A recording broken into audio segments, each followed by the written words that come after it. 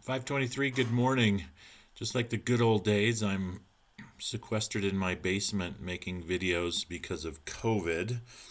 Started feeling really crappy towards the end of last week, so I dug an old test out of the cupboard.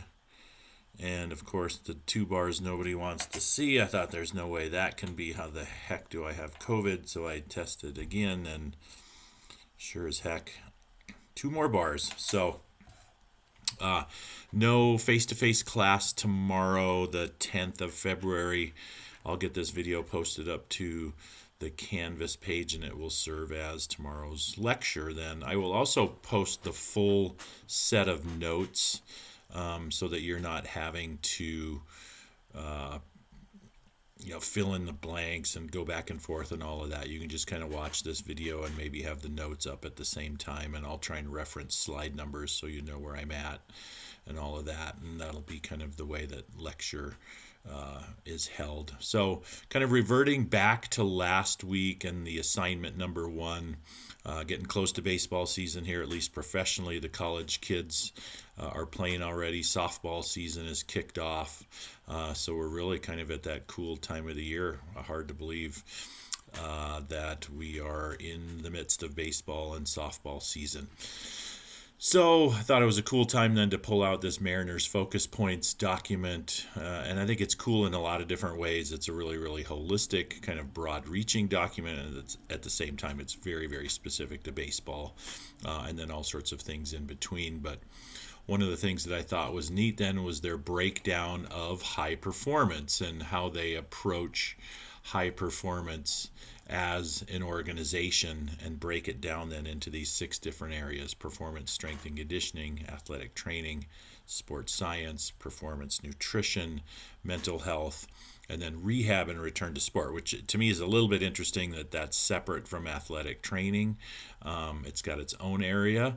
But I do think it's cool in the sense that they've said, all right, if we're going to talk high performance and we want to attain high performance for all of our athletes, what does that look like?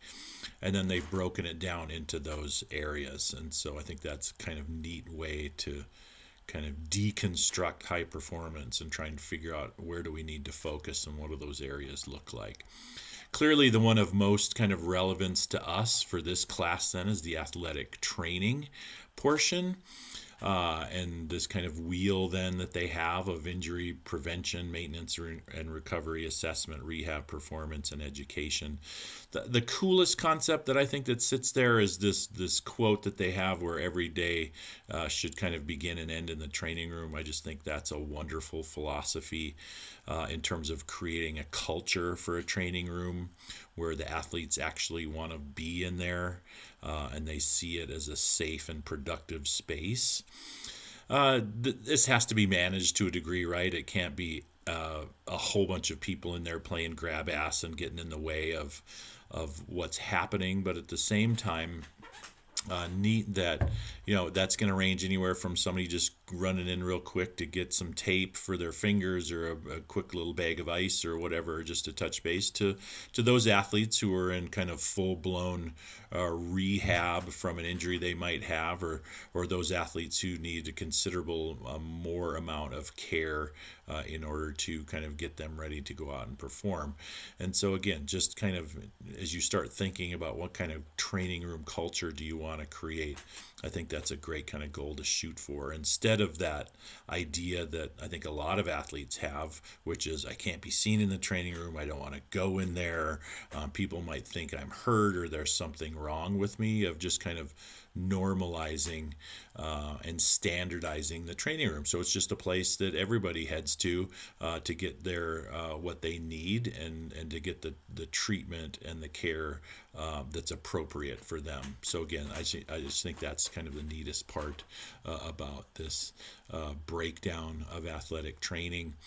And then, right, the other kind of piece that applies most directly to our class is their mental health component, where they're kind of looking at it from this stoplight model of if there's an emergency, somebody's in acute kind of crisis, that we've got those folks are in the red, and we've got a team doctor with contact information that we're able to steer them towards and get that person connected with the athlete to a yellow, which is a little bit more distressed, but not quite nearly as significant.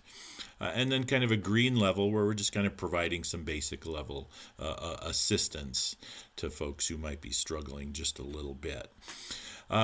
What's missing is kind of a sports psych component to any of that. So I think if there's any constructive criticism to be had of their model, it's this piece that there's a lot of focus on mental health, which is important, but really very little or no coverage on kind of right end of the continuum or sports psychology sorts of things of, our guys that are doing well, how can we help them do even better through some sports psychology practice. And then, right, for some of you, the strength and conditioning is going to be the most important or the most interesting piece. Again, it's just a neat way to break down high performance into these different areas, and I think the Mariners document does a nice job with that. So with that being said, then let's dive into kind of our PowerPoint. Yay, COVID. For the class, again, kind of referring to the early slides here of the continuum of human functioning and where sports psych sits in relation to kind of clinical or counseling psychology, of just kind of putting us on the map with regard to that. Rehashing, redefining what sports psychology is, and then just again creating this kind of continuum where athletic training services, which is really going to focus on the prevention and care of athletic training injury or of athletic injuries, and then sports psychology kind of being on another end of athlete care, but at some point those overlap, and how much you want them to overlap is just going to be kind of how much you want your scope of practice to be. Clearly you have to stay within your scope of practice, but for some of you, you're going to have a great deal of interest in this kind of mental or psychological piece of performance, and you're going to be in a wonderful position then to help the athletes kind of with some of these challenges, again, staying within your scope of practice. So the canon, single N, not two N's, so the canon of PST or psychological skills training for enhancing performance is really these 5 different things. Mark Anderson put this out 15 years ago or so, and basically said it's these 5 things. It's relaxation, it's self-talk, it's imagery, it's goal setting, and it's concentration. So he's basically saying these are the 5 most important kind of sports psychology areas that we need to address, and then ultimately come up with ways to help our athletes with those. So we'll break them down a little bit individually. Relaxation then again is just kind of turning down and relaxing or chilling enough so that you can go out, minimize interferences, and go out and perform at the level that you want to. There's a clip there from YouTube where if you click on it and watch it, it's LeBron from 17 teams ago. I'm kidding. Back when he was with the Heat. And during a timeout, he's just taken an opportunity to basically meditate and breathe and relax and get himself ready for the moment that is going to follow that timeout. It's neat that the team and the coaching staff allows that to happen. It's neat that LeBron is smart enough to be able to use that opportunity to get himself relaxed and in a good spot to be able to go out and perform. Right? Fight or flight, kind of sympathetic system, rest and digest, parasympathetic system. So we're really, really focusing more on that parasympathetic kind of system. But again, oftentimes what gets in the way of people going out and performing from a sports psychological standpoint is they're too amped up, they're too excited, they're too jacked, and it's inappropriate for the performance setting. And so a key then oftentimes for many athletes is just to figure out how to relax and get themselves down into what Kobe Bryant called that pocket of performance. I need to get myself at that optimal level of arousal and relaxation. Self-talk is the next one. Again, we all know how important that is. We all know how at times we can be our worst critics. That chatter in our heads can be very, very negative at times. And so we have to be very careful with that. We have to be aware, first and foremost, of what it is that we're saying to ourselves. And then if it is negative, to figure out ways to make it more positive, or at the very least, stop it, to just quell that internal negative chatter. And so, again, can you as an athletic trainer help your athletes relax? Absolutely. Can you as an athletic trainer help your athletes become more aware of what their inner self-talk is? For sure. And it might be as simple as asking them, what do you say to yourself? What does that internal chatter sound like for you? Next is imagery. In other words, visualization, or using our senses, as many of them as we can, to basically covertly practice. So it's not actual physical practice, it's covert practice that happens in our head. It's imagined. And so we can use imagery then to be able to do that. Imagery might be for performance, imagery might be for injury rehab. That's where I think it's got some really, really useful applications for athletic trainers, is to help those injured athletes that you're working with visualize or image that joint, that injury getting healthier, to visualize or image that body part getting healthy, to image what it might look like now, which is, as an injured person, probably red and angry and disrupted, and start to paint that mental picture for them of it being cool and calm and healing and regenerative and all those sorts of things.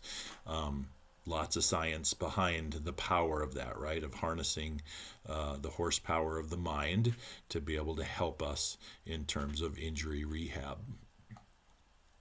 Goal setting, you're absolutely doing this already when you start talking range of motion or jump height, or things that they're doing in terms of injury recovery that actually show, hey, you're making progress here, you're getting more flexibility, you're lifting more weight, you're being able to jump higher, or whatever it is. You're already doing goal setting from a kind of pure athletic training standpoint. Makes sense then, where it's applicable, to just kind of add some goal setting to this more mental or psychological kind of standpoint in terms of getting them ready. Hey, start to image yourself being competitive again and playing again. What sorts of goals now can we set to help you do that? SWEAT is a good acronym. I know oftentimes SMART is used: specific, measurable, attainable, relevant, time-based. I prefer SWEAT because SWEAT incorporates the written component. SWEAT is specific, written, energizing, aggressive, and time-based. So those goals need to be specific so that you know exactly what you're shooting for and can hold yourself accountable. They need to be written down so that you have to look at them. They have to be energizing or uplifting, meaning they have to be written generally in a positive way. They have to be appropriately aggressive. So in other words, they have to challenge you to improve. And then lastly, there's got to be some time component to it. In the next week, in the next 2 months, in the next 6 months, in the next year, I want to fill in the blank, whatever those are. Goal setting is really kind of the workhorse of getting things done. And so since you're already going to be doing it as an athletic trainer for specific range of motion or weight lifted or movements or rehab adherence or whatever it is, you might as well add it into your mix in terms of helping your athletes set goals from a more mental standpoint. And then concentration. As it says, this fifth skill in many ways combines the 4 previous areas. It's just focus. And oftentimes then this is going to equate to some level of mindfulness, which is like how mindful, how aware are you of things that are going on right now. Great check for that is simply, where are my feet at? If my feet are right in the training room, well, that means we're in the training room and it's time for rehab. If your feet are out on the practice court, well, then it's time to go out and practice. If my feet are in the tiles of ED 312, well, then it's class time, of just, again, making that simple check of physically where are my feet at, because that's where I'm at right now. We need to pay attention to the things that need attention paid to them. So again, that's all part of focus. And oftentimes compartmentalization becomes key in that some things we might need to just put off for a while, compartmentalize them, go out and do what needs to be done, and then come back and open that compartment up and deal with whatever's in there so that we can get it taken care of. DeFranco, Budnik, Przybylska in 2023 then had what they thought were the 4 kind of big sports psych interventions. And so you can see here imagery, goal setting, self-talk, relaxation, and arousal. So we can kind of easily compare and contrast that with Anderson's list. And you see here, in their case, they're just advocating for 4 key sports psych components. This then is going to be in reference to slide 13. I'm a simpleton, and I just try to keep things as easy as possible. So in the athletes that I work with, I just have what I call the ABCs of performance. What's easier, what's more simple than the ABCs? Nothing really. And so the ABCs then are just airway. So the airway is a focus on our breathing, of at times taking conscious control of something that we usually do most of the day without even thinking about. But sometimes we need to be more conscious and intentional and deliberate with our breathing. And there's all sorts then of different breathing strategies or styles that we can use. It can be a box breathing or a tactical breathing, a 4-4-4 breathing. It's also called, there's a 4-7-8 method, a 4-0-6 method, a physiological sigh. Kind of go over all these in the undergrad sports psych class. It could be as simple as 4 or 5 just kind of deep breaths, but just something where you are more intentional and deliberate with your breathing, because this is going to help calm things down and get more focused then on that parasympathetic sort of system. The next one, the B, is just a body scan. So real quickly, I'm just like, where am I at physically? Are my shoulders tight? I'm just doing a quick little loosening. Flex the torso maybe, flex the quads, get up on my toes, bounce around a little bit there, but just bottom line, am I appropriately loose for the performance environment that I'm about to have to?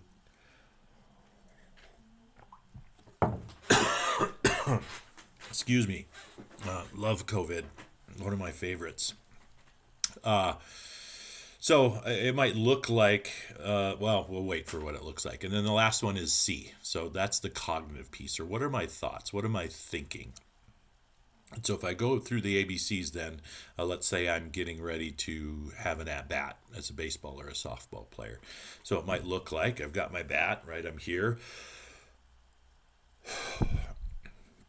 Get that breathing squared away, get my shoulders up tight and now loose, because obviously that needs to be loose to be able to go out and swing aggressively. And then the last thing, the C piece, is, right, I'm going to just going to think barrel, I'm going to think relax, I'm going to think see the pitch. I'm just going to have some kind of pre-pitch thought that is preeminent in my head, the most important thing that I personally am looking for. So there's a quick application then of the ABCs. The last slide then, or next to last slide, is just the case study, Seth the Dancer. Please do read that on the Canvas page. It's interesting. It's longer, but it is interesting in the sense that you see kind of the complexity of what working with an athlete might look like, and how it might appear to be kind of a performance issue, but then as you kind of dive into it, you can kind of see that Seth's got a lot of stuff going on, and there's a lot of depth to that, and it might be more counseling and mental health work than it is necessarily sports psych or performance work. So please do read that. And then lastly is case study 1, page buckets. No, I don't think it's page buckets. That's all screwed up. So my thinking is a little foggy. Case 1 then is going to be Michaela Schifrin. So that's sitting up on the Canvas page as well, because we're getting ready. We're right in the middle of the Olympics. We're getting ready to see her race. So it's going to be fascinating to see how she's able to process and get ready for race day. She's minimized the number of events she's doing. She's really, really focusing on the slalom, her best event. The Olympics haven't been great for her in her past. And so it will be, from a sports psych standpoint, really, really interesting to see how she does. And so with that being said, peace out. We will see you next week.